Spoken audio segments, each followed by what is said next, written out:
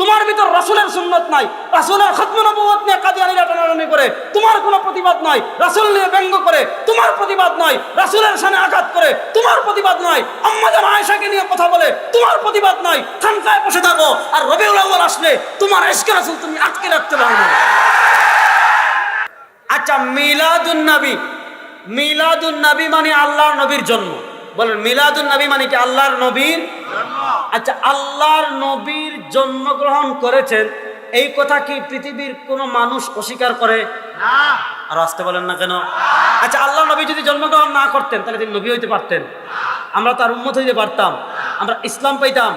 তাহলে আল্লাহ নবী যে জন্মগ্রহণ করেছেন এই কথায় পৃথিবীর কারো মধ্যে কোনো ইখতিলাফ? আচ্ছা বলেন, আল্লাহ নবীর জন্মে আমরা খুশি না বেজার? বুঝে বলেন, কারা কারা খুশি একটু হাত তোলেন তো। আল্লাহ নবীর জন্মে আমরা খুশি, এই কথায় সবাই একমত। আল্লাহ নবীর জন্ম উপলক্ষে আমরা খুশি প্রকাশ করতেও চাই। বলেন আমরা খুশি প্রকাশ করতে চাই। এবার প্রশ্ন আসেন, আমরা খুশি প্রকাশ করতে চাই কিভাবে? যেভাবে করেছেন নবী এবং সাহাবা একরাম সেভাবে। বলেন, যেভাবে করেছেন নবী এবং সাহাবা একরাম।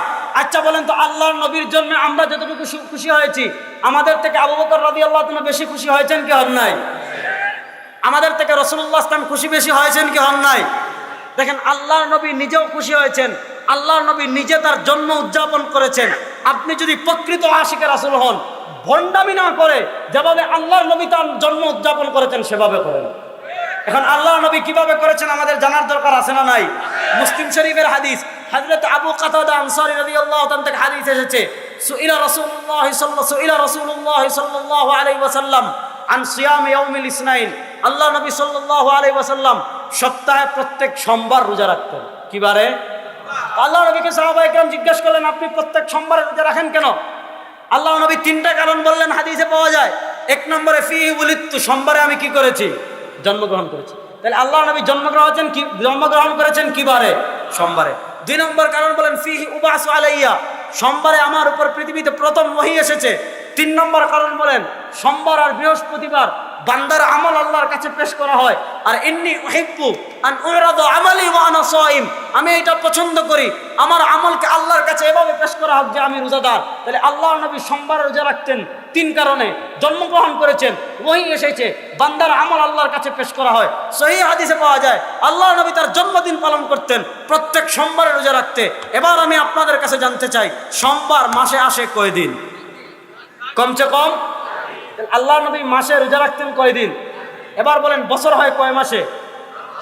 কুড়িগ্রামের মুসলমান বলেন না কয় মাসে? তাহলে প্রত্যেক মাসে যদি আল্লাহর নবী 4 দিন রোজা রাখেন, 4 12, আল্লাহর নবী কমসে কম বছরে 48 দিন কি করতেন? তুমি যদি প্রকৃত আশিকে রাসূল হও, প্রত্যেক সোমবারে রোজা রাখো। কথা বলেন না কেন? আল্লাহর নবী তার জীবনের 63 বছরে 12ই রবিউল আউয়াল কোন আমল করেন?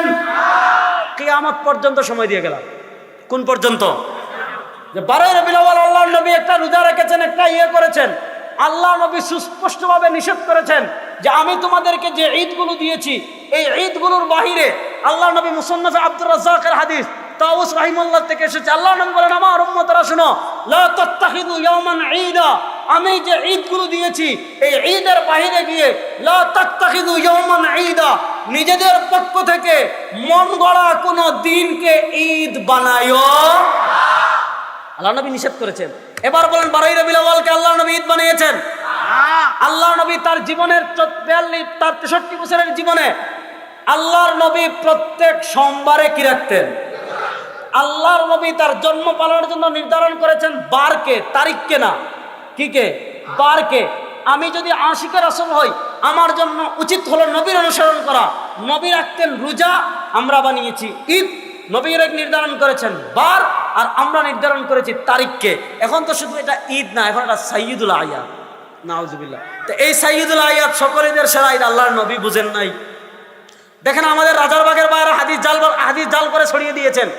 আবু বকর রাদিয়াল্লাহু তাআলা নামে, ওমর রাদিয়াল্লাহু তাআলা নামে, উসমান রাদিয়াল্লাহু তাআলা নামে হাদিস বানিয়েছেন যে আবু বকর রাদিয়াল্লাহু তাআলা বলেছেন মান আনফাকা দিরহামান আলা কিরাআতি মাউলিদিন নবী, কান রাফিকি ফিল জান্নাহ, আবু বকর রাদিয়াল্লাহু তাআলা বলেছেন যে ব্যক্তি ঈদে মিলাদুন নবীতে 1 টাকা খরচ করবে সে জান্নাতে আমার সঙ্গী হবে। ওয়াকালা ওমর মান আনফাকা দিরহামান আলা কিরাআতি মাউলিদিন নবী ফাকান্নামা গাজওয়াতা হুনাইনিন ওয়া বাদরিন, যে ব্যক্তি ঈদে মিলাদুন নবীতে 2 টাকা খরচ করবে সেজন্য বদরের যুদ্ধে আর খন্দকের যুদ্ধে অংশগ্রহণ করলো। এই হাদিসগুলো নির্ভেজাল জাল, এই হাদিসগুলো নির্ভেজাল। কিয়ামত পর্যন্ত আমাদের অনেক ভাই আছেন, আমি কিয়ামত পর্যন্ত সময় দিয়ে গেলাম, কিয়ামত পর্যন্ত যদি এই হাদিসের সনদ দেখাইতে পারেন তা আমি রেজাল্ট করিম আপনারা কসম করে গেলাম আর জীবনে কথা বলবো না। আমি আপনি আশিকের রাসূলের জাল হাদিস দিয়ে দলিল দেন কেন? হ্যাঁ, আশিকের রাসূল কখনো জাল হাদিস দিয়ে দলিল দিতে পারে? কিসের আপনি এজন্য আল্লাহর আপনি যদি প্রকৃত আশিকের রাসূল হন, দেখেন আল্লাহ নবী ইসলাম কোন মাসে জন্মগ্রহণ করেছেন এটা নিয়ে ইখতিলাফ আছে। আল্লাহ নবীর সাহাবী হযরত আব্দুল্লাহ ইবনে আমর ইবনে আল-আস রাদিয়াল্লাহু তাআলার মত ইমাম ইবনে আসাকির রাহিমাহুল্লাহ তারিখ ইবনে আসাকির এনেছেন যে আব্দুল্লাহ ইবনে আমর ইবনে আল-আসের মত ছিল আল্লাহ নবী ইসলাম জন্মগ্রহণ করেছেন রমজান মাসে। তো আল্লাহ নবী কোন মাসে জন্মগ্রহণ করেছেন সেটা ঐক্যমত না। অধিকাংশের মত হলো 12 রবিউল আউয়াল, এই অধিকাংশের মতে রবিউল আউয়াল, রবিউল আউয়ালের পরে অনেক মত, কেউ বলেছেন 2 রবিউল আউয়াল, কেউ বলেছেন 8 রবিউল আউয়াল। দেখেন মিলাদের পক্ষে প্রথম পৃথিবীতে যে কিতাব লেখা হয়েছিল ইবনে দাহিয়া কিতাব লিখেছিলেন আত-তানবীর ফি মাউলিদিল বাশীর ওয়ান নাযীর, ইবনে দাহিয়াও লিখেছেন আল্লাহ নবী জন্মগ্রহণ করেছেন বিশুদ্ধ মত হলো 8 রবিউল আউয়াল। আমাদের বেরলভী ভাইদের আলা হযরত আহমদ রেজা খান বেরলভী তিনি তার কিতাব নুতকুল হিলাল ওই কিতাবে এই কথা লিখেছেন যে রাসূলুল্লাহ সাল্লাল্লাহু আলাইহি ওয়াসাল্লাম জন্মগ্রহণ করেছেন 8 রবিউল আউয়াল, এটা হলো বেশি বিশুদ্ধ, আর 12 রবিউল আউয়ালেরটা প্রসিদ্ধ। তো আল্লাহর নবী তুমি যদি প্রকৃত আশিকের রাসূল হও, রমজানেও করো, 2 তারিখেও করো, 4 তারিখেও করো, 8 তারিখেও করো, সব বাদ দিয়ে সাইয়্যিদুল আয়াত 12 রবিউল আউয়াল কেন? এজন্য এই সমস্ত ভণ্ডামিতে আমরা যাব, এই সমস্ত বেদাতে আমরা জড়াবো। আপনি যদি প্রকৃত আশিকের রাসূল হন, কুল ইন কুনতুম তুহিব্বুনাল্লাহ ফাত্তাবিউনি ইউহিব্বুকুমুল্লাহ, আপনি প্রকৃত আশিকের রাসূল হলে ইত্তেবায়ে রাসূল করবেন, রাসূলের অনুসরণ করবেন। রাসূল কিভাবে তার জন্মদিন পালন করেছেন, আল্লাহর নবী তার জন্মদিন পালন করেছেন সোমবারে রোজা রেখে। আপনি যদি আশিকের রাসূল হন, প্রত্যেক সোমবারে রোজা রাখেন, রোজা রাখা বাদ দিয়ে ঈদ বানিয়ে বিরিয়ানি খাওয়া, জিলাপি খাওয়া ভণ্ডামি ছাড়া কিছু না। আচ্ছা, 2 নম্বর প্রশ্ন করেছেন কোন পীর বা তার স্ত্রীর নামের শেষে আলাইহিস সালাম বলা যাবে কিনা? আচ্ছা, আমাদের উম্মতে মুহাম্মাদের ভিতর আল্লাহর নবী সাল্লাল্লাহু আলাইহি ওয়াসাল্লামের পরে সবার চেয়ে শ্রেষ্ঠ হলেন আবু বকর। কে? আবু বকর রাদিয়াল্লাহু তাআলা কখনো আলাইহিস সালাম লিখেছেন? তারপরে শ্রেষ্ঠ হলেন ওমর রাদিয়াল্লাহু তাআলা, ওমর রাদিয়াল্লাহু তাআলা লিখেছেন, উসমান রাদিয়াল্লাহু তাআলা আনহু, আলী রাদিয়াল্লাহু তাআলা আনহু, হাসান হুসাইন। উম্মার 1400 বছরে নবী ছাড়া আর কেউ তাদের নামের সাথে দুরুদ ও সালাম লিখে? কি আজীব ভণ্ডামি এগুলো! কেউ লিখে আলাইহিস সালাম, কেউ লিখে রহমাতুল্লিল আলামিন, কেউ লিখে সাহেবে কুন ফায়াকুন। এগুলা যেগুলা লিখে বুঝবেন এটা মানুষ না, মানুষের বিষয় শয়তান। আচ্ছা, আরেকটা প্রশ্ন করেছেন 23 দিন, 40 দিন বা 63 দিন বা 90 দিন ব্যাপী ঈদে মিলাদুন নবী পালন করা কতটুকু বৈধ?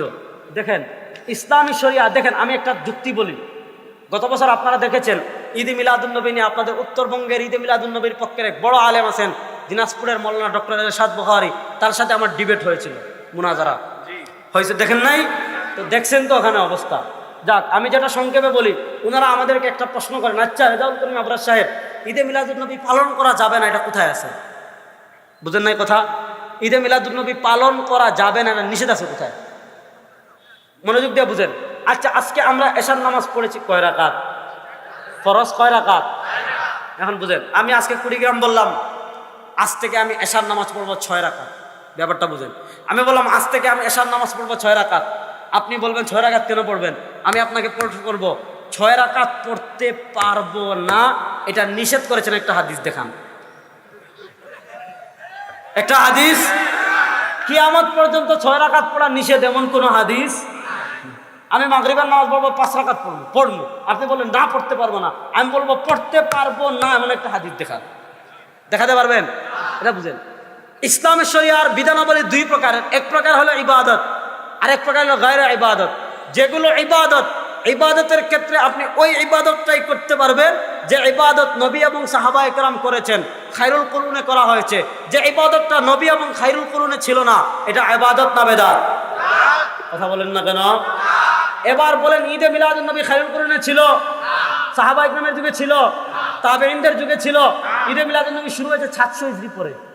প্রথম 700 বছরে ঈদে মিলাদুন নবী নামে কোনো ঈদ ছিল? এবার বলেন 700 হিজরির পরে যেটা শুরু হয় এটা সকল ঈদের সেরা ঈদ। আর আসতে বলেন তো আল্লাহ যেন এই ধরনের অপপ্রচার, এই ধরনের বিভ্রান্তি থেকে আমাদের, আপনি যদি প্রকৃত আশিকে রাসূল হন, প্রকৃত ইশকে রাসূল আপনি প্রকাশ করবেন কিভাবে? ওইভাবে করবেন যেভাবে করেছেন সাহাবা একরাম। সাহাবা একরাম করেছেন কিভাবে? ইত্তেবায়ে রাসূলের মাধ্যমে, রাসূলের আনুগত্যের মাধ্যমে। তোমার ভিতর রাসূলের সুন্নাত নাই, রাসূলের খতম নবুয়ত নিয়ে কাদিয়ানীরা টানাটানি করে তোমার কোনো প্রতিবাদ নাই, রাসূল নিয়ে ব্যঙ্গ করে তোমার প্রতিবাদ নাই, রাসূলের শানে আঘাত করে তোমার প্রতিবাদ নাই, আম্মা জান আয়েশাকে নিয়ে কথা বলে তোমার প্রতিবাদ নাই, খানকায় বসে থাকো আর রবিউল আউয়াল আসলে তোমার ইশকে রাসূল তুমি আটকে রাখতে পারো না।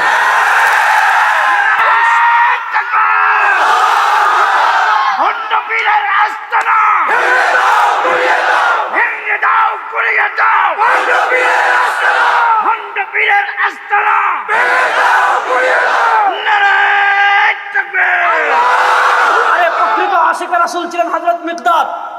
আরে প্রকৃত আশিক রাসূল ছিলেন হযরত মিকদাদ রাদিয়াল্লাহু তাআলা আনহু। আল্লাহ নবী যখন বদরের যুদ্ধের দিন, বদরের যুদ্ধের সময় তো আল্লাহ নবী যুদ্ধ করার জন্য যাননি, গিয়েছিলেন কাফেলাকে ধাওয়া করার জন্য। 1000 লোক চলে আসছে, যুদ্ধ করবেন কি করবেন না? আল্লাহ নবী দ্বিধাদ্বন্দ্ব অবস্থায় আছেন। আল্লাহ নবী জানতে চাচ্ছেন মদিনার সাহাবা একরাম কি বলেন। হযরত মিকদাদ দাঁড়িয়ে বলেন, ইয়া রাসূলুল্লাহ লা নাকুলু কামা ক্বালা আসহাবু মূসা ইযহাব আনতা ওয়া রাব্বুকা ফাকাতিলা ইন্না হাহুনা কাঈদুন। হে আল্লাহর নবী, আমরা মূসার লোকদের মতো বলবো না আপনি আর আপনার খোদা যুদ্ধ করেন, আমরা এখানে বসে আছি। না, মুকাতিলু আন ইয়ামিনিক ওয়া আন শিমালিক। আমরা আনসার সাহাবা একরাম আমাদের জীবন যতক্ষণ পর্যন্ত আছে আপনার ডানের থেকে বামের থেকে যুদ্ধ করব। আরে নবীর ইজ্জতের চাদর নিয়ে টানাটানি করা হয়, তুমি চুপ করে বিরিয়ানি খাও, আর রবিউল আউয়াল আসলে তোমার ইশকে রাসূল উঠে তুমি বন্ধ করা কিছু না। আমরা তো আমাদের জানের চেয়ে আমার নবীকে বেশি ভালোবাসি। আমার বাপ যদি নবীর বিরুদ্ধে চলে যায়, আমার বাপকে আমি রাখবো না ইনশাআল্লাহ। নবীর ব্যাপারে আমার কোনো ছাড়। আমরা এতটুকু ভালোবাসি, জীবন জীবনে দিয়ে দিব। কিয়ামতের দিন এতটুকু বলতে পারবো যে নবীর জন্য আমরা জীবন দিয়েছি। এই জন্য শুধু মিটা সুন্নাত পালন করতে হবে না, মনোযোগ দিয়ে শুনেন। আপনি যদি প্রকৃত আশিকে রাসূল ওইভাবে প্রকাশ করেন যেভাবে প্রকাশ করেছেন সাহাবা একরাম। সাহাবা একরাম নবীর জন্ম পালন করেছেন কিভাবে? সোমবারে রোজা রাখে। আপনি প্রকৃত আশিকে রাসূল যদি হন, প্রত্যেক সোমবারে রোজা রাখেন, আপনাকে কেউ বাধা দিবে